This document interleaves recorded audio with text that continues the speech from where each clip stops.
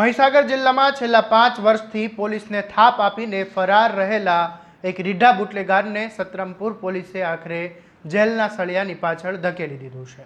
પ્રોહિબિશનના ગુનામાં વોન્ટેડ મુકેશ ઉર્ફે ટીના પારગીની ધરપકડ બાદ સ્થાનિક રાજકારણમાં પણ ભારે ગરમાવો આવી ગયો છે, કારણ કે ઝડપાયેલા આરોપીના પત્ની શાસક પક્ષ ભાજપના સલારા બેઠકના જિલ્લા પંચાયતના સદસ્ય તરીકે ચૂંટાયેલા છે।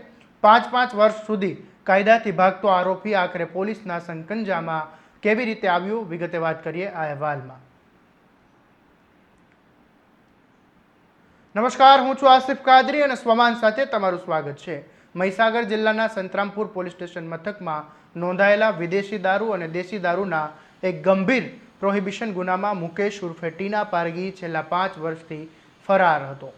પોલીસના ચોપડે વોન્ટેડ જાહેર થયેલા આરોપીને પકડવા માટે અગાઉ અનેક પ્રયાસો થયા હતા, પરંતુ સતત પોતાના ઠેકાણા બદલીને પોલીસને થાપ આપી રહ્યો હતો આ મુકેશ પારગી। દરમિયાન સંતરામપુર પોલીસની ટીમને એક બાતમી મળે છે। વોન્ટેડ આરોપી મુકેશ પારગી કોઈ વિસ્તારમાં કોઈ કામ અર્થે આવ્યો છે અને તેને છુપાવવાનો પ્રયાસ થઈ રહ્યો છે। બાતમી મળતાની સાથે જ પોલીસ કોઈપણ પ્રકારની ઢીલ મૂક્યા વગર આખા વિસ્તારની ઘેરાબંધી કરીને છટકું ગોઠવી દે છે। વોન્ટેડ મુકેશ આરપી ઉર્ફે ટીના પારગી રંગે હાથ ઝડપી પાડ્યો હતો અને મુકેશ ઉર્ફે ટીના પારગીની ધરપકડ થતાં જ દાહોદ અને સંતરામપુર મહીસાગર જિલ્લાના રાજકીય વર્તુળોમાં પણ ભારે ચકચાર મચી ગઈ છે। તપાસમાં સામે આવ્યું છે કે આરોપીની પત્ની હાલ ભારતીય જનતા પાર્ટી તરફથી સલારા જિલ્લા પંચાયતની બેઠક તરીકે સત્તાવાર સદસ્યના પ્રતિનિધિત્વ કરે છે। જિલ્લા પંચાયતના મહિલા સભ્યના પતિ જ 5 વર્ષથી દારૂના ગુનામાં ફરાર હોવાની વાત સામે આવતા વિપક્ષ અને સ્થાનિક સ્તરે પણ અનેક ગંભીર સવાલ ઊભા થયા છે। શું રાજકીય ભગ ધરાવતા અને સત્તાની છત્રછાયાના કારણે આટલા વર્ષો સુધી આરોપી પોલીસ પકડથી દૂર રહ્યો હતો? તેવો પણ સવાલ હવે લોકોમાં ચર્ચાઈ રહ્યો છે। આરોપી મુકેશ ઉર્ફે ટીના પારગીની ધરપકડ કર્યા બાદ સંતરામપુર પોલીસે તેને કોર્ટ સમક્ષ રજૂ કરીને રિમાન્ડ મેળવવાની કાયદેસરની કામગીરી હાથ ધરી છે।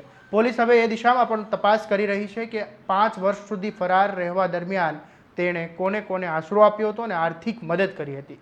દાહોદ અને આસપાસના જિલ્લાઓમાં દારૂના ગેરકાયદેસર સપ્લાયમાં તેની સાથે કયા મોટા બુટલેગરો કે સ્થાનિક માથાઓ સંકળાયેલા છે, આ દિશામાં પણ પોલીસની તપાસ ચાલી રહી છે અને આ ગાળા દરમિયાન તેણે અન્ય કોઈ ગુનાહિત પ્રવૃત્તિઓ આચરી છે કે કેમ તે પણ પોલીસ અધિકારીઓ તપાસ કરી રહ્યા છે। અધિકારીઓના જણાવ્યા મુજબ રિમાન્ડ દરમિયાન પૂછપરછમાં પ્રોહિબિશનના આ મોટા નેટવર્કમાં વધુ ચોંકાવનારા તાર ખુલે તેવી પૂરી શક્યતાઓ હોવાનું કહેવાય રહ્યું છે।